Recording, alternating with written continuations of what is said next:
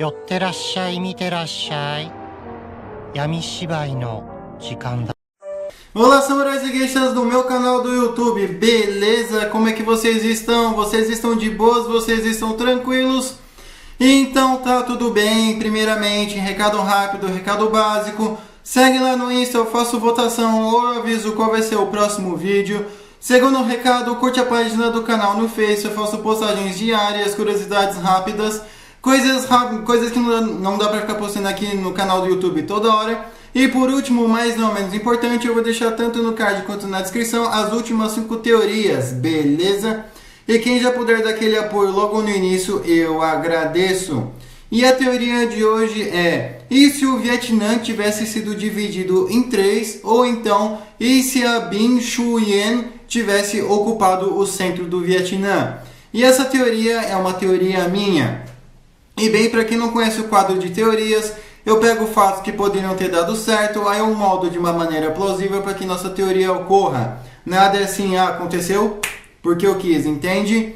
Eu também sempre pego os 3 principais fatos mais importantes mundialmente falando: Primeira Guerra Mundial, Segunda Guerra Mundial, Guerra Fria e por último as conclusões, beleza? Mas enfim, sem enrolação que eu já enrolei demais, vamos direto ao vídeo. A Binh Xuyen, ela foi uma milícia, né, só dando aquele contexto. A Binh Xuyen, ela foi uma milícia sul-vietnamita, mas não era uma milícia, como eu posso dizer, a favor do Estado ou mesmo ou contra o Estado. Era uma milícia basicamente anarquista, não ideologicamente, mas no modus operandi, pois em grande parte eram ex-soldados, né, do Vietnã do Sul e às vezes alguns desertores aí do Vietnã do Norte, e eles acabaram aí na sua grande parte aí virando basicamente criminosos, né, vendedores de drogas, traficantes de arma, às vezes faziam um serviço sujo aqui ou ali, né, e eles arrumaram briga aí com o exército do Vietnã do Sul em 1955 e depois aí de alguns confrontos, né, o exército sul-vietnamita aí deu cabo deles. E tudo isso quando a guerra do Vietnã já estava rolando, tá? Então, depois disso, a Binh Xuyen deixou de existir em todos os âmbitos, ideologicamente, militarmente, e até mesmo pessoas já não queriam mais reviver aquilo. E como é que seria se a Binh Xuyen tivesse ocupado o centro do Vietnã, né? E justamente por isso que o Vietnã também poderia ser dividido em 3. Vamos supor que beleza, né? Vamos voltar ali no início, aí, 1950, 1955, onde está o conflito aí da Binh Xuyen, né, contra o Vietnã do Sul e indiretamente os Estados Unidos. Vamos supor que indiretamente, que através de terceiros, através de mediadores, né, de uma forma não convencional, os Estados Unidos e o governo sul-vietnamita conseguem entrar em contato aí com esse grupo, né, justamente para frear o Vietnã do Norte. E basicamente meio que eles ficariam ali no centro do Vietnã, como vocês estão vendo aí no mapa. Então, eles poderiam fornecer armas, poderiam fornecer, de certa forma, um treinamento. E como é que a Binh Xuyen poderia acreditar, né? Lógico que o dinheiro ia ter, ia falar alto também. Mas a questão é a seguinte: pelo fato deles serem ex-militares, como é que eles iriam ter uma garantia, né, de que os Estados Unidos ou o Vietnã do Sul não estava blefando? Bem, eles poderiam simplesmente, né, fechar os olhos para algumas rotas aí de tráfico de ópio envolvendo o Laos, e também eles até mesmo podem fazer acordos, né, entrar em contato com Hamoks, né, para que os Hamoks cedam espaço e cedam caminho, pelo menos, para que eles tivessem uma rota para levar droga para a Tailândia. Então, a partir desse momento, né, a partir disso, obviamente, iria levar um tempo, as negociações não são aqui do dia para a noite, mas depois de alguns meses aí negociando, beleza, eles firmam esse acordo. Como é que o Vietnã do Norte iria reagir a isso?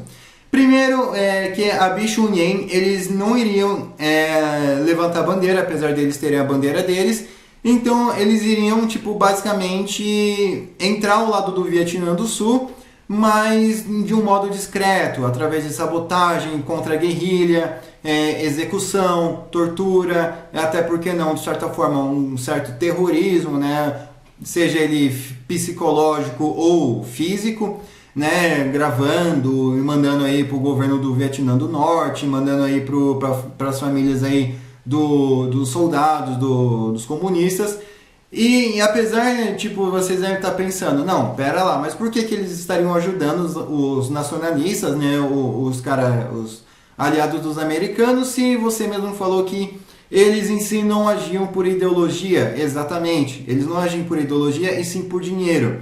Isso implica do Vietnã do Norte comprar a Bichunyen também? Não, mas iria ficar feio, né? Porque se o Vietnã do Norte comprasse, digamos assim, a Bichunyen e a China soubesse, a China iria deixar de apoiar o Vietnã, né? Então, porque a China não iria querer ter seu nome ligado a traficantes de armas, de drogas e torturadores, enfim, né? Convenhamos, né, que ninguém joga limpo numa guerra, mas diplomaticamente os países têm que parecer bonito.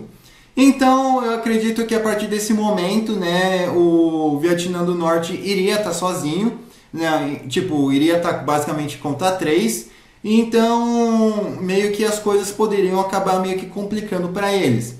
E de certa forma, a China também poderia, tipo, observar a Bichunyen, né? E meio que, como podemos dizer, não cooptar ali, né? Mas a tríade, a Yakuza, né? Isso seria um chamariz para máfias, para traficantes aí do mundo inteiro, México, Colômbia, Brasil, por que não? Mas eu acredito que o negócio ali seria mais focado ali na Ásia mesmo.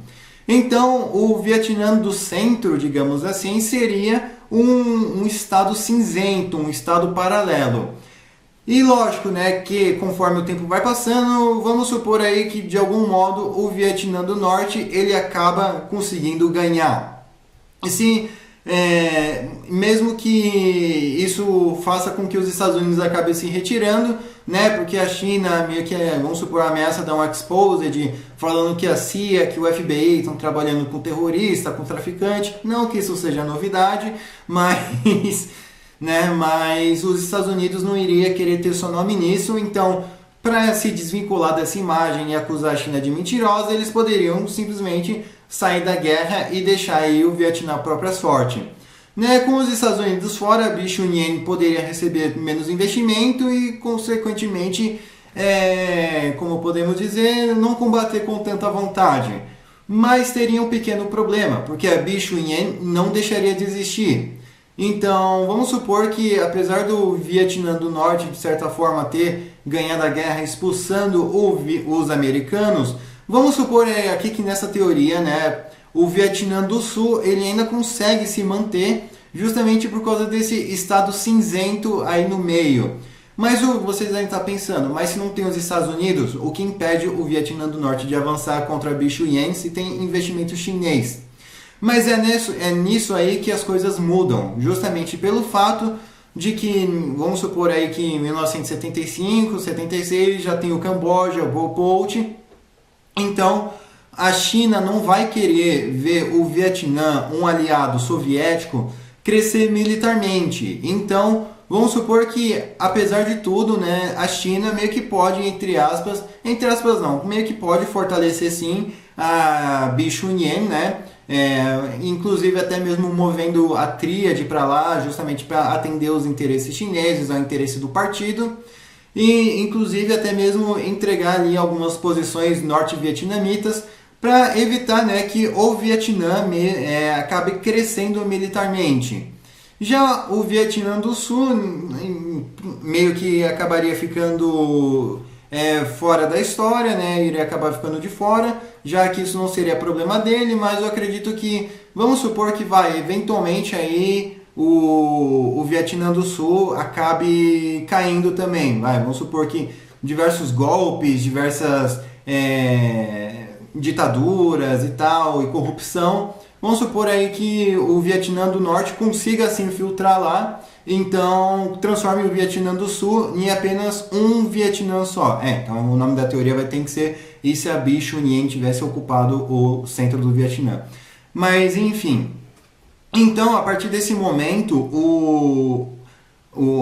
a China iria investir ainda mais na Binh Xuyen, porque por mais que geograficamente no mapa o Vietnã não seria dividido, né, em três, ele meio que seria tipo dividido, mas não de um modo diplomático, com traço no mapa, com reconhecimento formal. Seria meio que uma zona cinzenta, seria meio que um estado paralelo, como se fosse, como podemos dizer, um território no Rio de Janeiro controlado por facção ou por milícia. Não está no mapa do Rio, que é um outro estado, né? Mas é um lugar paralelo, com atividades paralelas, enfim. Então, vamos supor que o Vietnã do centro seja assim. E com isso, né, seria muito mais provável de que o Vietnã não invadisse o Camboja, justamente pelo fato de que ele estaria basicamente numa guerra infinita, né, contra a Binh Xuyen. Só que dessa vez, lógico, a Binh Xuyen ia estar do lado da China, a União Soviética não iria se meter. E como que a China iria apoiar a Binh Xuyen? Através da tríade, através de intermediadores, através de um monte de coisa. O que não falta é gente da tríade para intermediar a venda de drogas e de armas ali. E isso até meio que poderia fazer um acordo, né? O governo chinês fazer um acordo com a tríade, falar assim, olha, a gente não vai passar vocês, mas vocês vão atuar ali no centro do Vietnã, ali no Laos. E uma outra coisa também que poderia acontecer, né, é que devido a Binh Xuyen negociar com os Hamogs, poderia até mesmo fazer com que os Hamogs conseguissem fazer com que a Pathet Lao ficasse, entre aspas, em guerra infinita aí com os Hamogs, né? Ficassem em guerra infinita entre si. E lógico que com investimento a mais aí dos Estados Unidos, as coisas poderiam ser diferentes aí para os Hamogs. Talvez poderia ter um microestado Hamog, talvez a Tailândia reconhecesse, talvez aí alguns países aí do Sudeste Asiático ou do Sul da Ásia ou da Oceania acabassem reconhecendo aí um estado Hamog. Lógico, né, seria basicamente um lugar bem precário, bem mal investido, mas seria um lugar deles ali, né? Seria reconhecido aí diplomaticamente. A China também poderia dar um certo reconhecimento para evitar que a Pathet Lao acabe crescendo em uma influência pró-Vietnã e indiretamente pró-soviética, justamente para contrabalancear ali a influência soviética na Indochina. Então, né, vamos supor que eu acredito, aliás, né, que o Khmer Vermelho poderia ter durado um pouquinho mais. Talvez ele poderia ter sido invadido ou pela Pathet Lao ou por uma resistência cambojana mesmo, uma resistência Khmer. Então a gente não altera muito a história do Camboja, mas a gente pode derrubar o Pol Pot em 82, 83, por aí. Eu acredito que a China iria deixando de investir na Binh Xuyen conforme o tempo fosse passando e a União Soviética não fosse mais se demonstrando como uma ameaça. Mas a Binh Xuyen também não deixaria de existir, porque a Binh Xuyen deixaria de ser uma milícia apenas vietnamita para virar uma milícia ali onde basicamente grande parte das máfias ali da Ásia atuam.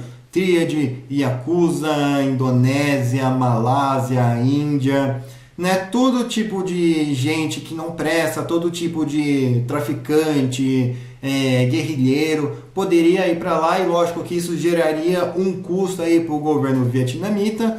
E obviamente não estou falando que esses mafiosos iriam para lá legalmente, né? Muito provavelmente sim, eles iriam encontrar uma rota alternativa, subornar pessoa aqui e ali. Então isso faria com que a Binh Xuyen virasse uma pedra no sapato do governo do Vietnã até os dias de hoje. E lógico que isso não ia afetar só a questão da segurança interna do Vietnã, né? Porque iria afastar o Vietnã de turistas, iria afastar o Vietnã de investidores, pessoas de fora não iriam querer fazer mais nada no Vietnã por causa da instabilidade. E talvez muitas pessoas, né, e muitas ONGs poderiam acabar meio que adentrando muito aí no Vietnã e ver e mexe até mesmo filmando aí algumas coisas que o Partido Comunista ou o Partido Socialista ali acabe não permitindo. Então isso iria fazer com que o Vietnã meio que acabasse se fechando, não por vontade própria, né, mas sim por causa dessa zona cinzenta, dessa coisa aí, né, dessa milícia, dessa bicho Yen que acabou tendo investimento sino-americano e que depois disso virou um centro aí de mafioso, traficante, guerrilheiro. Então muita gente poderia acabar basicamente indo ali para treinar uma guerrilha, indo ali, né, para vender droga, indo ali para comprar droga. E isso causaria uma instabilidade interna no Vietnã ferrada. E muito provavelmente, né, isso afundaria a economia vietnamita, né, e talvez até mesmo precisasse de uma intervenção externa, o que eu acho que o Vietnã iria negar até o máximo, né, mas aí então ele ia estar por conta dele. E eu não acredito que o governo iria sucumbir por causa disso, mas que teriam protestos, teriam pancadarias, e eventualmente a criminalidade poderia se espalhar entre os subúrbios de Hanoi, de Saigon, de Hue, né, passar ali para o Camboja. Então seria um inferno. Beleza? Enfim, espero que vocês tenham gostado dessa teoria. Estou deixando a thumb aí para quem quiser usar, mas por favor só dê aquele crédito. Não se esqueça de curtir, compartilhar, se inscrever, passe esse vídeo para um amigo seu, para uma amiga sua ou como uma pessoa se identifica. Veja os vídeos tanto do card quanto da descrição. Quem puder me seguir nas minhas outras redes sociais eu agradeço. Comentem aí o que vocês acharam, o que vocês acrescentariam, o que vocês removeriam. Comentem a teoria de vocês, eu demoro, mas eu faço. Quem puder dar aquele apoio, eu agradeço. Beleza? Enfim, falou e fui!